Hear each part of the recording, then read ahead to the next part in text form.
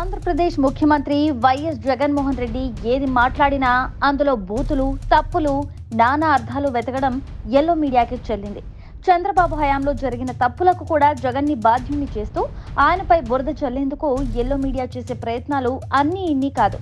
అసలు విషయంలోకి వెళ్తే ఫిబ్రవరి 6వ తేదీన ఎల్లో మీడియాలో ఓ కథనం ప్రచురించారు. ఆ కథనంలో రాష్ట్రానికి ప్రత్యేక హోదా రాకపోవడానికి వైఎస్ జగన్ కారణమని, ప్రత్యేక హోదాను జగన్ వదిలేశాడని అర్థం వచ్చేలా టీడీపీ అధ్యక్షుడు చంద్రబాబు భజన చేసే ఓ పత్రిక రాసింది. ప్రత్యేక హోదా ఎండమావనేనని జగన్ తేల్చేశాడని రాసింది. తమ పార్టీ మద్దతుతో కేంద్రంలో ప్రభుత్వం ఏర్పడి ఉంటే రాష్ట్రానికి ప్రత్యేక హోదా వచ్చేది అని జగన్ అన్నారు. అంతేకాదు, రాష్ట్రాన్ని విడగొట్టడమే అన్యాయం అంటే ప్రత్యేక హోదా ఇవ్వకపోవడం ఇంకా అన్యాయమని జగన్ అన్నారు.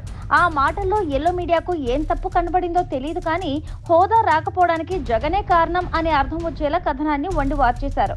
ప్రత్యేక హోదాను మట్టిలో కలిపింది చంద్రబాబు కదా. ఆయన తన 5 ఏళ్ల పాలనలో ప్రత్యేక హోదా సాధించడానికి చేసిన కృషి ఏంటో, ప్రత్యేక హోదాను ఆయన ఎందుకు వదులుకున్నారో గుండె మీద చేయి వేసుకొని ఒక్కసారైనా చెప్పగలరా? బాబు కాదు, కనీసం ఆయన్ను వెనకేసుకొచ్చే ఈ ఎల్లో మీడియా అయినా దీనికి సమాధానం చెప్పగలదా? ప్రత్యేక హోదాకు బదులు ప్రత్యేక ప్యాకేజీ ఇస్తామని కేంద్రం చెప్తే దానికి చంద్రబాబు అంగీకారంగా తలూపారు. పైగా ప్రత్యేక హోదాకు మించి ప్రత్యేక ప్యాకేజీతో ఎక్కువ మేలు జరుగుతుందని చెప్పారు. ప్రత్యేక ప్యాకేజీకి చంద్రబాబు అంగీకరించకుండా ఉంటే పరిస్థితి మరోలా ఉండేది. ఈ విషయాలను గాలి కొదిలేసి జగన్ అన్న ఒక్క మాటను పట్టుకొని ఎల్లో మీడియా నానా రాద్ధాంతం చేస్తుండడం విశేషం.